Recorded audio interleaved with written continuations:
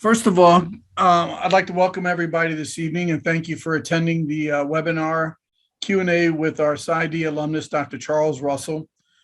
This evening's not a set agenda, if you will. The idea is for the participants, those that are looking to start classes in the fall and others that may be interested in the Psy.D program, have an opportunity to talk with Dr. Russell and go through his experience both as a admitted student to DMU and to maybe talk a little bit about his time while on campus and then what he's done with his degree and his experiences while he was here at DMU. Now that he's out in the world working and the rest of the program. But I do want to introduce Dr. Charles Russell, and maybe he can say hello to everybody, and then we'll go ahead and start with some of the questions and see what we can do. Good evening, everyone. It's my pleasure to be with you. Happy to answer any questions you may have. I would ask that you keep the people of Ukraine and Russia in your prayers. A dear friend of mine is actually being evacuated as we speak. And his name is George.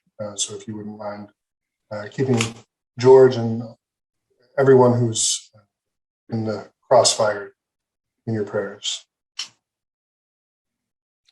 All right, Dr. Russell, thank you very much. For those that are online, the easy way to ask your question, if you look at the bottom of your screen, you'll see a Q&A and you'll see a chat. If you could click on the Q&A, that's where you can basically ask some questions. We do have some folks from our communications department that'll be helping us with this as well. So as you come up with questions, enter them into the Q&A, and that's how we'll be able to ask Dr. Russell or myself those questions, and hopefully we'll be able to help you out. So what I'll do is, while some of you were thinking of those questions, I'll start with the easy one, Dr. Russell. What made you think about DMU, and why did you choose DMU Psy.D program? So I was in seminary prior to beginning the psychology program. And I'd become interested in psychology just unexpectedly become interested in psychology. And when I just turned out of seminary, I knew I wanted to go on, and I knew that I wanted to study psychology. And so when I had heard about, then it was called the Institute for Psychological Sciences. I had heard about the program, and I just did some research, found it, and I knew I wanted to be in a Catholic environment that espoused this similar anthropology. Although at the time I wasn't fully aware of that's what I was looking for, but it turned out to be exactly what I was looking for. Okay, well, I appreciate that. So as you mentioned, you came in back when when the school was actually IPS, or Institute of Psychological Sciences. And obviously we changed back in 2016 to Divine Mercy University when we added the School of Counseling. So you came in under the old program where you actually came in under the master's degree first, and then you were chosen to join the Psy.D program. Is that correct? Yes. Okay. And you graduated in 2017? Yes. Okay. All right. Can you tell us maybe a little bit about your experiences while you were at IPS/DMU as a student? Maybe a little bit about how you felt about your instructors, some of the rigor of the program, maybe what you thought you liked the most, any of those things you may feel would help some of the current students. Sure. So my experience was a bit unique coming from seminary and never having taken a psychology course. I didn't really know anything. So all of my psychology training, academic training at least, came from what was then the Institute for Psychological Sciences. And so when I started, I really didn't know what to expect. I had started a graduate program in seminary, so I was familiar with graduate school, but it was a bit of a transition moving from philosophy and theology into science. Although when we started, at least at the time, Dr. Craig Titus was teaching, I forget the exact course, but it was essentially a philosophy class. And I remember sitting there in the first semester thinking, like, everything in my life has prepared me. And of course, I really enjoyed those classes. That was very something I was very accustomed to. But I also really liked I don't exactly know what they were called. I don't remember exactly what the technical term for them is called, but they were like essentially the makeup classes. So I had to take some classes to make up for the fact that I didn't already have a degree in psychology. And I enjoyed those because it was just a wide breadth of information that allowed me to certainly not catch up to someone who already had a bachelor's degree, but it allowed me in psychology, but it allowed me to like see what, the wide breadth of psychology as a field. And, and I tend to soak up information like a sponge. So that was great for me. And I feel like I may have missed part of the question. No, that's okay. So let's talk a little bit about the instructors. You mentioned Dr. Titus. There's several professors still around from that time frame. Is that something you? We have a lot of students that keep in touch with their professors and vice versa. Is that something you still do as well? I have not. I have not kept up with my professors, although I hold them in very high esteem. My first supervisor was Dr. Harvey Payne, and he was my first supervisor at IPS Center, and that was his first year. This was pre-DMU, pre-counseling program, and of course, he's great. Dr. Paul Vitz is wonderful. Dr. Phil Scrofani. Some people are no longer there that I'm thinking of, but Dr. Lisa Kowicki, I'm not sure if she's still on faculty. She's actually the dean of the program now. Yes. Perfect. She is. To be quite honest, the education I received, from my perspective, was like really world class. It was hardcore science. Like it wasn't like a Bible counseling program or anything like that. It was very hardcore science. I really liked everyone. Okay, let's talk a little bit about your time, kind of post classes, your internship and externship, and how it prepared you for kind of the real world. You care to expand on that a little bit?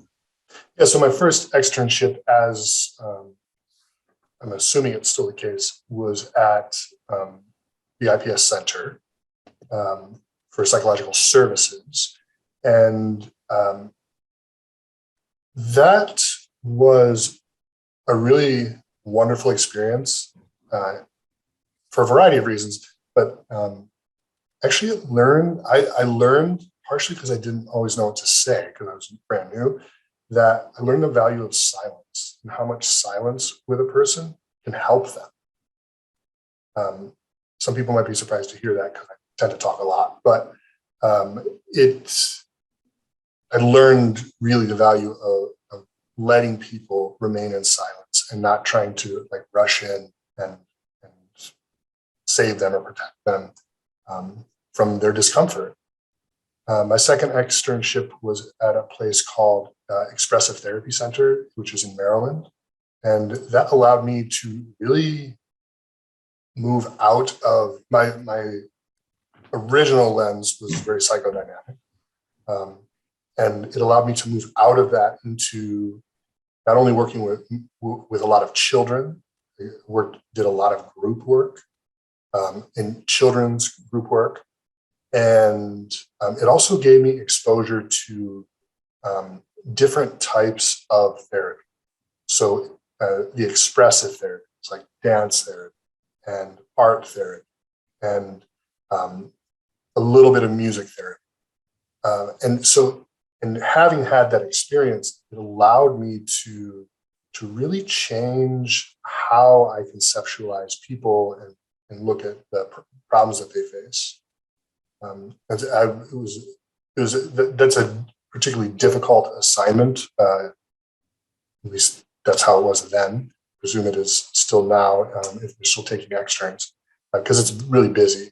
But it was a really great experience in seeing what these other types of therapies can provide. And I learned so much from those other treatment providers. I did my internship at the University of North Dakota in Grand Forks. And of course, that works on a match system. So I matched there.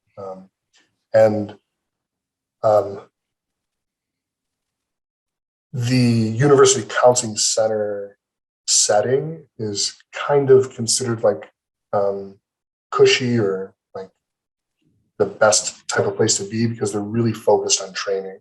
And so in that setting, I was able to not only work with a wide variety of young adults at a really important time in their lives, but I also was able to, was also able to learn EMDR, which was part of the training program. And I was able to work on different projects that advanced important Catholic social issues, like ensuring access to healthcare for people who need it. And then I did my residency at the at Appalachian State University in North Carolina, in the Western Mountains, Boone. And I didn't know it at the time, but that is an ultra liberal university. And I never had a problem. I was surprised that I never had an issue with, differing views. It allowed me to empathize with people that maybe I hadn't come across in different settings. And it was also difficult because it was extremely busy, but it was a really wonderful experience overall. In fact, I probably would have stayed there, except for I couldn't see myself like settling down there permanently. But I loved the people I worked with. I loved the job. And then I got a job. My first post-training job was at St. Luke Institute in Silver Spring, Maryland, just outside of Washington. And I was a primary treatment provider for 2.5 years. St. Luke Institute, for those who don't know, is a psychiatric, or what at the time, it's changed now, but at the time it was a residential psychiatric hospital for primarily Catholic priests and nuns. They did get some Protestants and some Orthodox, but it was predominantly Catholic. And that, if you get a chance to work in a psychiatric hospital of any kind, it's a really great experience. It's not always fun, and it's certainly not easy, but it's great experience. And then after 2.5 years there, I started thinking about my own goals in life, and I decided that I wanted to be closer to my family. And so I resigned my position there at the end of 2020, and took a position at the University of Toledo in Toledo, Ohio, where I'm at now. And that has also been a real learning curve because whereas being in a residential psychiatric hospital, everything was in person, even through 2020. But now I'm doing pretty much all telehealth. So that's taken some getting used to and learning how to augment, my skill set with that medium. But so even though most of my medical work has been in university counseling centers, it feels to me that it's been very different. It hasn't been like a cookie cutter sort of thing. Well, that's quite a diverse road that you traveled there amongst.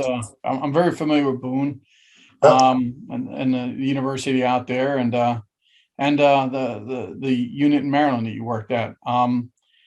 There's a lot of our students talk to us about the integrated model. They have a lot of questions around the Catholic Christian meta model of the person, or what we call the DMU integrated model. Do you feel that that was an advantage for you, or helped you, or is still helping you maybe in your work today, and then what kind of the road you've traveled? To be quite honest, like I really do think that it was called something different when I was a student, but the integrated model, um, it it really makes me different, and not just me. I'm of I'm presuming that this is true of my colleagues in my cohort and others. Like I don't like I find that people want to talk to me more. I don't get so many people like dropping out of therapy. It allows me to take into consideration the whole of the person, and without like truncating them. And one thing that I didn't realize actually until this year is that the way that we were trained is really trauma informed, which is the new burgeoning I guess lens to be looking at trauma informed care. And I think because we're looking at the whole person, not just what is the problem and what are your coping skills. We're looking at like positive psychology and like wanting to build that up, but we're also looking at no, there are problems too, and those things need to be addressed and resolved to move forward. But I have regularly encountered people from other programs that are, I don't want to sound Oh, you can say it. arrogant or anything like that, but they would say really unscientific things. And it seemed like it's because they have this really narrow view of the human person. And so again, I just really think that it has earned me a lot of praise from my colleagues and my superiors. But I really have to attribute that to the integrated model. And I would agree with your assumption. We often hear that our students, our graduates, are typically better prepared early on because of the integrated model training that they receive, and that usually puts them a little ahead of their peers from other universities. It's not a knock on the other universities; it's just kind of a fact. So, all right. So, real quick, there's a couple questions. One I'm going to table because it's asking about length of courses and things like that. But one of them is, can I ask a financial question? What is your funding? Where were you on loans or scholarships or grants? So I think at the time that you were here, DMU didn't have a ton of scholarships. So maybe you can explain a little bit how you funded your way through school, and then I can expand on that for the current situation. Sure. So when I was there, funding was limited. And so also I was a first generation college student. And so my parents had no idea, and I didn't have any idea because my undergrad was seminary. So it was a very different experience than someone who maybe went to like a state school and had like research experience. So I didn't really know better, but so I decided to go all private, DMU. And so that meant loans. So I've currently worked my career in nonprofits. And so I'm part of the Public Student Loan Forgiveness Program, which thankfully has been recently beefed up and is looking like it's actually going to work. So that is something to really, really consider. And of course, I don't know about the resources currently available, but that is definitely something to consider. If you ask me, would I go back and do something different? I don't think I would. Yes, I have a lot of student debt, but I would still make the same choice. Well, that's excellent to hear. For those of you that don't know, my name is Tom Brooks, and I'm the Vice President for Enrollment here at DMU. And I arrived on campus around 2015, back when we were still in Crystal City, Virginia. And I helped create the current scholarship program. And in short, if you go on to the DMU website, you go to financial aid scholarships, you'll see there's, several scholarships. Some of you on the webinar here have already gone through the interview sessions in either group 1 or group 2, and we have a third group coming up March 4th. But all have been able to compete for up to 50% off in tuition. And we have a couple 25%, and then we have a slew of other scholarship opportunities from military. We have some for folks like police, first responders, things like that. We try to look at the different demographics attending DMU, and we try to address that. We have international scholarships. We also have what's called a memorandum of understanding, which is a really nice thing, because if you work for an organization that is interested in partnering with the Divine Mercy University in a memorandum of understanding, or what we call an MOU, that's also a tuition reduction program up to 20% for students.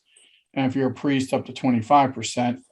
And we have a lot of dioceses, tons of parishes, a lot of other religious orders, missions, missionaries, things like that have partaken in the program. We have a lot of our students going to school right now that are either under an MOU, and almost everybody gets some kind of scholarship. So what I recommend to everybody is do your homework. This is the part of being in grad school.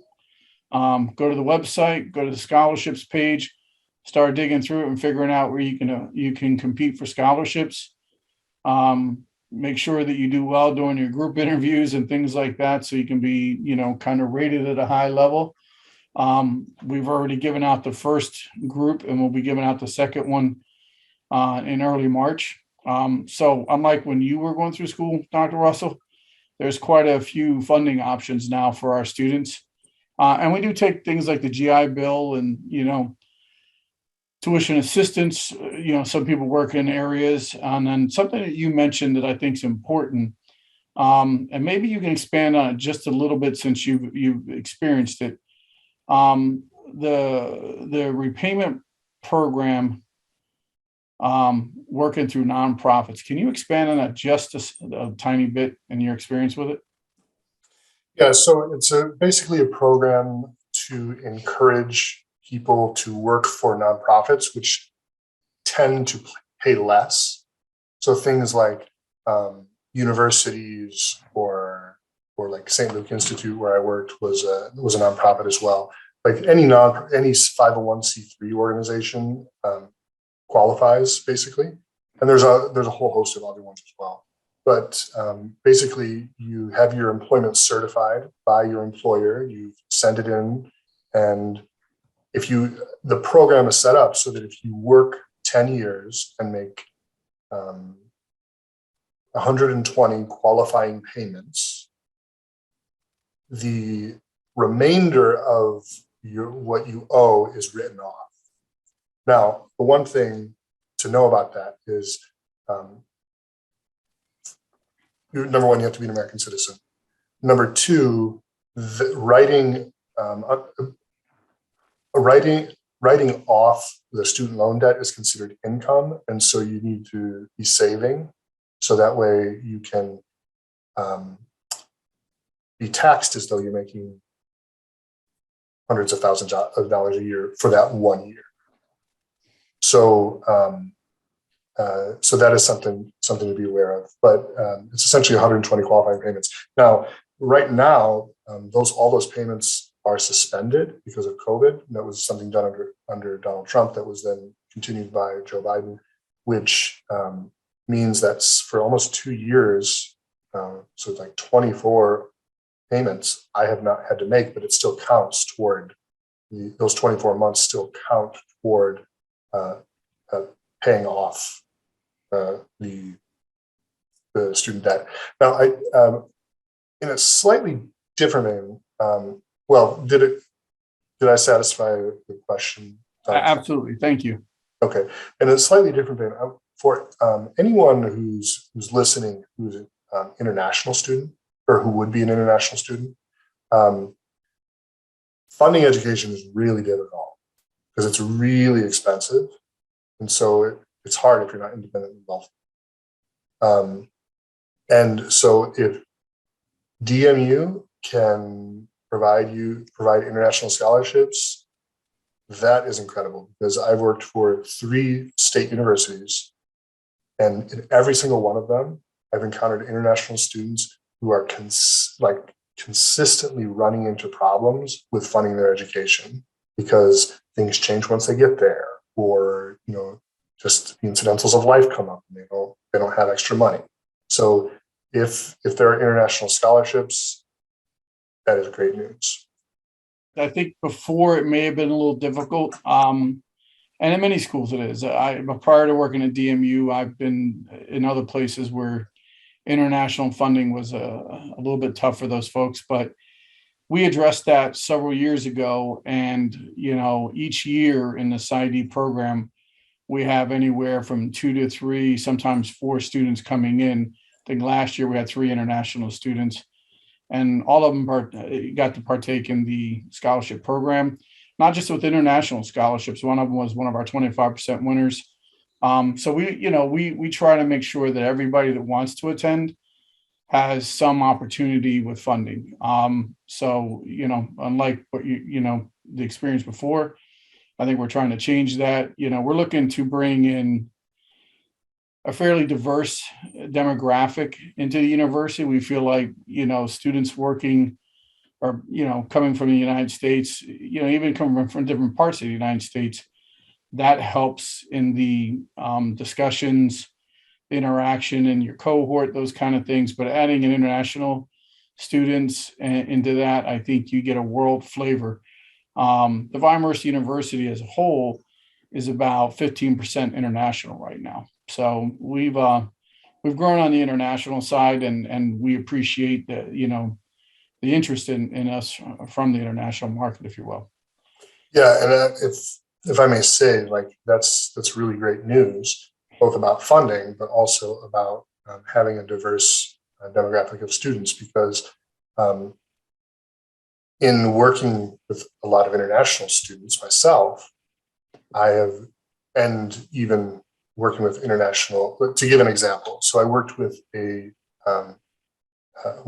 priest who was from an African country, and we were having a lot of problems. His English was perfect.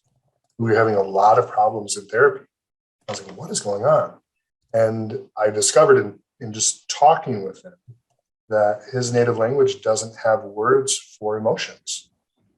And so he didn't have an intuitive sense of what I meant if I said anxiety or depression, the way that an American would just kind of know what that means. And he intellectually understood the word, but it didn't correspond with a physiological or psychological sensation. And so it's important to be exposed to other cultures, and so that you can start to have the ability to identify when there's something off like that. where you're not seeing eye to eye, not because somebody's not participating, but just because you have a different worldview. So I think that's great that there's a lot of internationals, because that's helps expand the view for everyone else.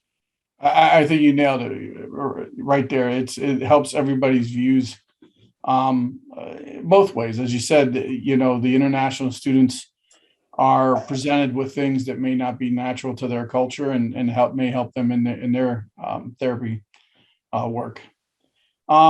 If you had to give incoming students any advice on studying tactics, what do you think they would be? Or would you give them, besides study a lot? Yeah, definitely study a lot. I would say, and this is something I find myself saying all the time because I'm currently working with students, is that in every university, every program, every professor thinks that their course is the most important. And they seem to forget the fact that you're taking other courses too. So you're not going to be able to do everything.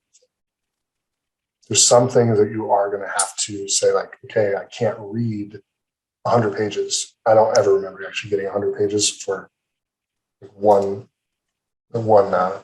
class, but you have to give yourself a little grace. So study hard, find what works for you, expand your resources.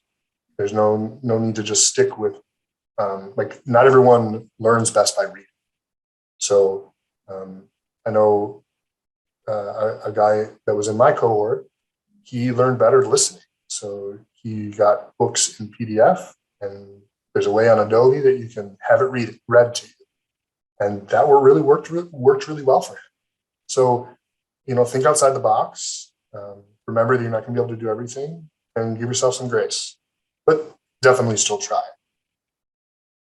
So, and that's really great advice. I have a couple other questions, and I'm hoping now that we've been talking that stirs some other questions. I know we have one to answer in a second, but off time. You were in Crystal City back then. Did you get to explore Washington, D.C.? Did you get to the mountains at all over in Northern Virginia, West Virginia? What'd you do for some fun activities around here? I will say I had an absolute blast in grad school. I had a great cohort, and there's still some of my best friends. And we would, go out on the weekends, go to clubs or bars or hiking. Not so much hiking, because I think where you're located now, it'd be easier to get out to the mountains. But we did do some hiking. And being in Crystal City was a lot closer to the ocean. So we were able to, go to the beach. But being in Washington is a really, really incredible experience. The Smithsonian museums are there, and it's really easy to, when you're living somewhere, to say like, oh, I'll get there eventually. But when it's new, you're more likely to go. And so, friends would go to museums. We would go, and there's always like events. So I think in May there's, I forget what it's called. Maybe it's the Parade of Nations or something. But around May, all of the embassies along in Embassy Row in Washington will open, and you can go from embassy to embassy and experience what their native cultures are like. And things like that are really, really cool. Also, being in the heart of American politics, which can be kind of annoying at times, but it's in the air. and you get to know so many people from so many different places. And Washington tends to be a bit of a transient area because so many people are coming in for work. And so then inevitably they leave. And so then you start having friends all over the country, sometimes all over the world, depending. So there's just always something to do, and which is really nice. When I was in grad school, I was an avid couch surfer, which if you don't know what that is, it's basically a program. It was a website and then it became an app called couch surfing, where you can host people in your home from all over the world or all over the country. And you can stay places. And I've had the good fortune of being able to stay in several places around the world, as well as other places in the United States. And that also allowed me to learn a lot about DC and about all of the stuff going on, because I was giving people tours. And that's something I really enjoyed. So there's just so much to do.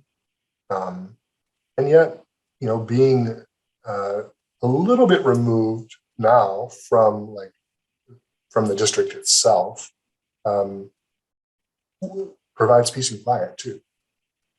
So it's not like you have to be overwhelmed by all of these things going on. You can definitely find your own niche. So if you're more interested in being in the heart of things, probably living closer to DC is going to make that easier.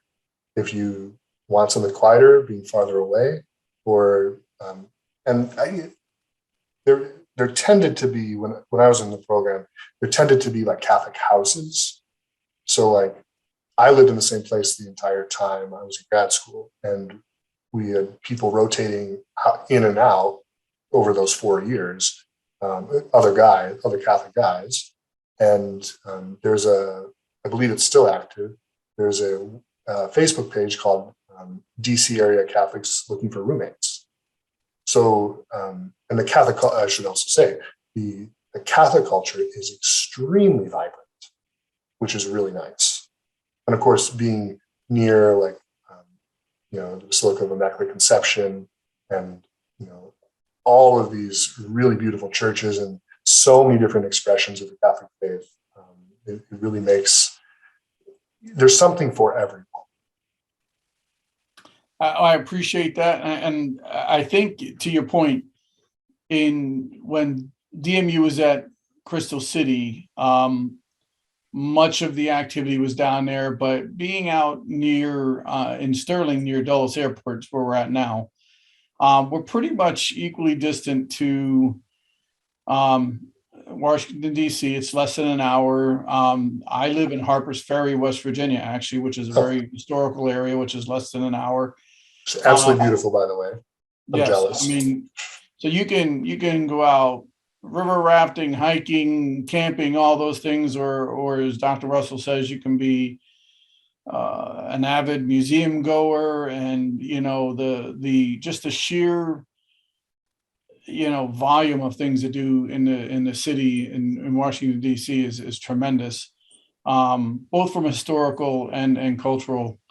And then, as you mentioned, if you want to celebrate your faith, there's tons and tons of there's 3 dioceses, all kind of almost interconnected: Baltimore, Washington, D.C., and the Diocese of Arlington, which is where we belong. So you can visit as many churches as you want. You can see some of the rather ornate ones, some of the oldest ones in the country. There's, as you said, there's just a ton of things to do outside of school. Something you mentioned, though, your cohort. You said that you guys are still, a lot of you are still good friends and keep up with each other and stuff. I mean, you haven't been out of school that long, so but is that something you feel that you benefited from as well? Just the camaraderie and the friendships you made while you were at DMU? Yeah, absolutely. I would say my closest friends in all the world, with a couple exceptions, were members of my cohort. Just really, really phenomenal people who are, being, solid Catholics and being interested in philosophy, at least to some extent, and also studying psychology allowed us to have like really deep connections. And you gravitate towards some more than others. Of course, that's how it always is. But I'm deeply grateful for those connections. In fact, just 2 weeks ago, I was visiting my best friend in Montana, who works at the Montana State University, doing the same thing I do, just in a different place. And so it's just a phenomenal group of people. And we do know the benefit of not only the cohort peer relationship, but the university connection, if you will. DMU started a alumni association. We kind of had a loose one over the years, but we formalized that over the last several years. And I'm not sure if you remember yet or not, but it's a pretty vibrant association. Yes, I'm actually on the board for the Alumni Association, so I'm quite familiar. Where I'm at with my knowledge of the board. That's all right. That's all right. So I am on the board for the Alumni Association, and it's just getting off the ground. It's like a really solid endeavor and organization, and we're looking at various different ways to keep people connected.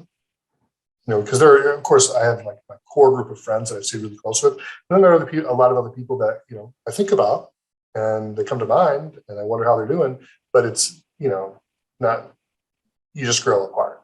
So the Alumni, Association will hopefully help, put us back in touch and just see what people are doing, how things are going. But also we're looking at being able to provide things like, and this isn't set in stone, but looking at providing like continuing education, and that would be valuable not only for alumni but also for other people who maybe have trained elsewhere but want that Catholic integration piece. That's great. There is a question asking how long is the program and length of each course. We are on a semester basis. The program is basically 5 years in length, with a component after you graduate postdoc, where you will be on campus for about 4 years, and then you spend your 5th year out while you're working on your dissertation. And then, after you receive your diploma, you still have some more work to do, especially as it relates to whatever state you may go back to or be from and want to practice. Sometimes state requirements require something that is a little bit different than what we would normally put out there. Has that been the case for you, Dr. Russell? Did you have to take any other additional hours or training? Yeah. So just one word, take it from someone. Like I kept hearing people say this, but I wish I would have taken it to heart. Do not wait till your internship to do your dissertation. Because you're going to, I did that and I regretted it because after working the whole day, you don't want to come home and start working more. Because you're working 40 hours a week on internship. So I would not encourage you to wait till your 5th year to do your dissertation. But having said that, so for me, because at the time the Psy.D program was not a direct admit program, so I started in the master's program and graduated with a master's in clinical psychology, which I don't think is offered anymore at all, and then transitioned into the doctoral program. At the end of that, after we had the graduation like in May, but I didn't actually graduate and get my diploma until August. And then I'm licensed in 4 jurisdictions. So North Carolina, the District of Columbia, Maryland, and Ohio. And the first time, it's a little bit of a complicated endeavor because you have to like prove your hours and stuff, the hours of training. And so, but after that, it gets a little easier. But each state requires that you do continuing education credits or units, CEs, CEUs, and each state is different. For example, I was first licensed in North Carolina, and it was a lot. They were very, very strict about getting licensed, but they don't require that many continuing education credits. Whereas in Maryland, it was quite easy to get licensed, but they require a lot of continuing education. And so a continuing education, could be as much as like a 1 hour thing like this, or it could be, a more in-depth training. So once you're done with school, you are never actually done training. And some years you're gonna, and most states do a biannual licensing. So some years you're gonna be proactive and find trainings that you want to do, and other years you might be scrambling at the end to just try and get it done. I recommend that you find things that you want to do. But so, yeah. Did I answer the question? Yeah, you absolutely did. I think for clarity purposes, I'd have to say that in the old program that you were part of, as you mentioned, you actually were admitted into the school as a master's degree student and then applied for and was chosen to continue on into the Psy.D program. Yeah. Today, under the direct admit Psy.D program, for those that don't know, you actually do earn your master's in clinical psychology along the way to your Psy.D, but you're admitted into the full 5-year clinical Psy.D program, and you do earn your clinical master's along the way. So you do earn 2 diplomas. You actually get to walk twice too, which is a nice thing. So I hope I've asked or answered the questions that were laid out there. I think, in the time that you were here till now, DMU obviously has moved. We've gone to a direct admit Psy.D program. But in terms of the quality of content, quality of instruction, and how you were able to go out into the world and use that, I don't know that that's changed a whole lot. I think, many of the same professors are still here. One thing you mentioned is CEUs, continuing education units. And, some years you're scrambling, some years you have that opportunity to look at and take something that you want to really learn. I think it's important for people to understand, and maybe you can, maybe back me up if I say it correctly.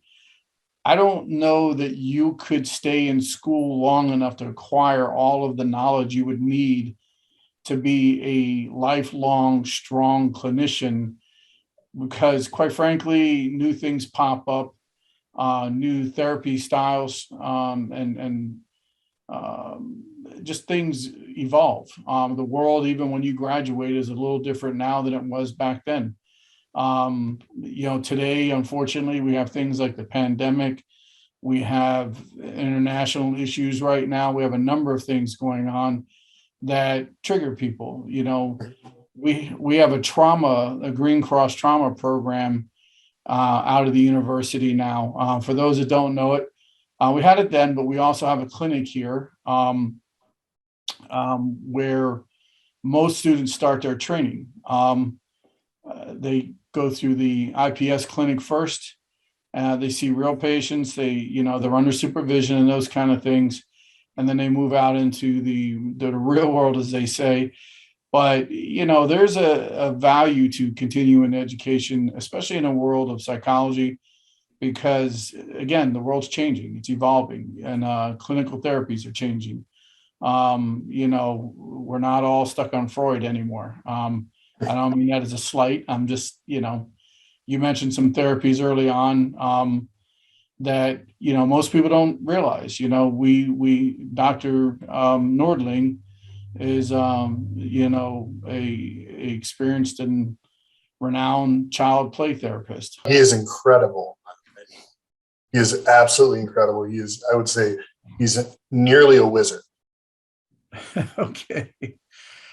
All right. We have a question on here. As an undergraduate student from Canada, are there international funding grant applications which Canadian students have access to? The financial need is a restriction to access to education. I'll answer that by saying this. First, Canada does have out of Canada funding opportunities. Second, we have several scholarships that you can compete for. In addition, I mentioned a program earlier, Memorandum of Understandings, that we actually have with the Diocese of Saskatoon, Diocese of Calgary, and I want to tell you one more up there. So if you're in a parish of one of those dioceses, you're actually already part of a tuition discounting program. So I would check with them. If you're not, and you're on this call and you want to see if you can get your parish or diocese involved, please reach out to myself or financial aid, and we'll be more than happy to help you. I literally sent out 5 today. I've already gotten 2 back. So it's a great way for students to get tuition reduction. It's also a great way for places to help their parishioners. We have a lot of folks coming from all different areas, all different kinds of, not just the church, but all kinds of other different organizations. And many of them appreciate the value that's being brought back to them by way of an educated clinician who can add value. And not just in the Psy.D program. This actually applies to all of our programs, including the spiritual direction certificate program. So hopefully I answered that question. I don't want to sign off too quickly. I want to make sure everybody that's on here has a chance to ask a question if they have it. We've been chatting. I was trying to see if we can get some of your experience out there. I really appreciate your time on the webinar here, Dr. Russell, and all the things you've shared with us. But before we go, one more time, does anybody else have any other questions? Definitely feel free to ask anything. I don't know. I'll say I don't know. All right. Well, we've been fairly proficient, apparently, Dr. Russell, because there's not many have shown up there. So All right. I do thank you for your attendance here and your sharing with us, Dr. Russell. We appreciate it. And I appreciate everybody that's been on the webinar. And I look forward to talking to you folks, or Steve Showalter talking to you in the near future. And thank you all and have a good night. Take care. Bye-bye. Bye now.